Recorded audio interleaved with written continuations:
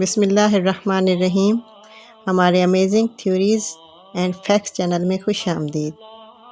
معزز ناظرین، ایسی کیا وجہ ہے کہ موجودہ دور کا جمہوری اور حکومتی نظام روز بروز ناکامی، ذلت اور مشکلات کا شکار ہوتا جا رہا ہے، غریب غریب سے غریب تر ہوتا جا رہا ہے، اور دوسری جانب لیڈروں کا بہترین پروٹوکول، اعلیٰ ترین گھر، سب سے اچھی سیکورٹی دیکھنے کو ملتی ہے۔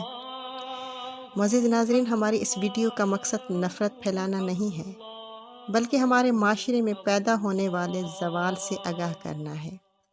اس کے نتیجے میں ماضی میں مسلمان حکومتیں صرف اس وجہ سے کامیاب تھیں کیونکہ ان کے لیڈر خوددار اور خوف خدا رکھتے تھے۔ وہ عیش و عشرت، اعلیٰ ترین پروٹوکول کو ناپسند کرتے تھے۔ آئیے اس سلسلے میں حضرت ابوبکر صدیق رضی اللہ تعالی عنہ کا طرز حکومت جاننے کی کوشش کرتے ہیں۔ حضرت ابوبکر صدیق رضی اللہ تعالی عنہ فرماتے ہیں کہ میں اپنا وظیفہ خود مقرر کروں گا۔ حضرت ابوبکر صدیق رضی اللہ تعالی عنہ نے جب خلافت کی ذمہ داری سنبھالی تو دوسرے ہی دن اپنے کندھے پر کپڑوں کا تھیلا اٹھا کر تجارت کے لیے بازار کی طرف چل پڑے۔ راستے میں سیدنا عمر فاروق رضی اللہ تعالی عنہ سے ملاقات ہوئی تو انہوں نے سوال کیا کہ اے خلیفہ رسول، آپ کہاں جا رہے ہیں؟ فرمایا، بازار کی طرف جا رہا ہوں۔ حضرت عمر فاروق کو بڑا تعجب ہوا اور فرمانے لگے کہ آپ کو تو خلافت کی ذمہ داری سونپی گئی ہے، آپ کا تو یہاں مسجد نبوی میں موجود رہنا ضروری ہے۔ اگر آپ سے کسی کو ملنا ہوا تو کیا وہ آپ کو بازار میں تلاش کرنے جائیں گے؟ اس لیے آپ بازار نہ جائیں اور یہیں مسجد نبوی میں مسلمانوں کے امور نمٹائیں۔ حضرت ابوبکر صدیق رضی اللہ تعالی عنہ نے فرمایا، تو پھر میں اپنے بچوں کا کہاں سے کھلاؤں گا؟ ان کی پرورش کی ذمہ داری بھی تو میرے اوپر ہے، اپنا پیٹ بھی پالنا ہے اور ان کا بھی۔ حضرت عمر فاروق رضی اللہ تعالی عنہ مسجد نبوی میں تشریف لے گئے اور ان کو واپس لے آئے۔ صحابہ اکرام کو بلایا اور اس موضوع پر مشورہ کیا کہ اب خلیفہ رسول کا باقاعدہ روزانہ کا خرچ مقرر کیا جائے۔ امین آل امت حضرت ابو عبیدہ بن جرح رضی اللہ تعالی عنہ بھی تشریف فرما تھے اور دوسرے کبار صحابہ بھی۔ طے یہ ہوا کہ بیت المال سے روزانہ ان کو خرچ دینا چاہیے۔ اب بحث اس پر چلی کہ خلیفہ رسول کا وظیفہ کتنا ہونا چاہیے۔ کسی نے کچھ کہا اور کسی نے کچھ۔ حضرت سیدنا ابو بکر صدیق رضی اللہ تعالی عنہ کھڑے ہو کر فرمایا کہ میں اپنا وظیفہ خود مقرر کروں گا۔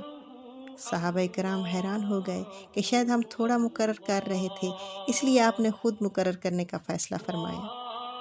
حضرت ابو بکر صدیق رضی اللہ تعالی عنہ نے فرمایا کہ میرا روزانہ اتنا ہی ہوگا خرچہ جتنا مدینہ منورہ کے ایک غریب ترین مزدور کی مزدوری سے ہوتا ہے۔ سب صحابہ حیران رہ گئے اور کہنے لگے کہ حضرت، اتنے کم وظیفے سے آپ کا گزارا کیسے ہوگا؟ آپ رضی اللہ تعالی عنہ نے فرمایا، میرا گزارا اسی طرح ہوگا جس طرح اس مزدور کا گزارا ہوتا ہے۔ صحابہ کرام نے کہا کہ اب تو آپ کے اخراجات پہلے کی نسبت بڑھ جائیں گے، یہ روزینہ پورا نہیں ہوگا۔ آپ رضی اللہ تعالی عنہ نے فرمایا، اگر اس روزینے میں میرا گزارا نہ ہوا تو پہلے میں اس مزدور کی مزدوری بڑھاؤں گا، پھر اپنا خرچ بڑھاؤں گا۔ چنانچہ آپ رضی اللہ تعالی عنہ کا روزینہ مقرر ہو گیا، جس میں آپ رضی اللہ تعالی عنہ کے اہل و عیال کا بمشکل گزارا ہوتا تھا۔ آپ کی سلیقہ شعار بیوی نے سوچا کہ پہلے تو کبھی کبھی کوئی میٹھی چیز بھی کھانے کو مل جاتی تھی، اب جب سے یہ خلیفہ بنے ہیں ہمارا معیار زندگی بلند ہونے کی بجائے گر گیا ہے۔ چنانچہ بیوی نے روزانہ کے روزینے سے آدھی آدھی چھٹانگ آٹا بچانا شروع کر دیا۔ جب اس طرح بچت کرتے کرتے کئی دن گزر گئے تو کچھ آٹا بیچ کر بازار سے کچھ کھجور کا شیرہ اور تیل منگوایا اور حلوہ تیار کیا۔ آپ رضی اللہ تعالی عنہ جب کھانا کھانے لگے تو بیوی نے آج کھانے کے ساتھ تھوڑا سا حلوہ بھی دے دیا۔ آپ رضی اللہ تعالی عنہ نے پوچھا کہ یہ حلوہ کہاں سے آیا ہے؟ بیوی نے خوش ہو کر بتایا کہ دیکھیں، یہ میری سلیقہ مندی کا نتیجہ ہے کہ میں نے اتنے دنوں تک بچت کر کر کے آج ذائقہ بدلنے کے لیے یہ تیار کیا ہے۔ حضرت ابوبکر صدیق کی آنکھوں میں آنسو آ گئے اور فرمایا کہ مدینہ منورہ کے یتیم بچے تو بھوک سے نڈھال ہوں اور ابوبکر کے گھر حلوہ پکے فوراً اپنے غلام کو بلایا اور فرمایا کہ جاؤ یہ حلوہ کسی یتیم یا بیوہ کو دے کر آؤ۔ پھر آپ سیدھے بیت المال کے خزانچی حضرت ابو عبیدہ بن جرح کے پاس تشریف لے گئے اور فرمایا کہ میرے روز کے آٹے سے مٹھی بھر آٹا کم کر دو، کیونکہ تجربے سے معلوم ہوتا ہے کہ مٹھی بھر کم آٹے سے بھی ابو بکر کے گھر کا گزارا چل سکتا ہے۔ اس طرح آپ نے تقریباً 2 سال تک خلافت کی ذمہ داری نبھائی۔ جب آپ رضی اللہ تعالیٰ عنہ کی وفات کا وقت قریب آیا تو اپنے بیٹے کو بلا کر وصیت فرمائی کہ میرے مرنے کے بعد 2 سال کے وظیفے کا حساب کر کے میرے ترکے میں سے بیت المال میں واپس جمع کرا دینا۔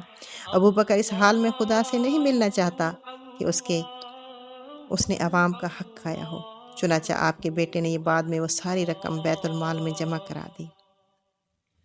خلافت راشدہ کا عادلانہ نظام دیکھیے۔ مزدوروں کے حقوق کا خیال اسلام ہی رکھ سکتا ہے۔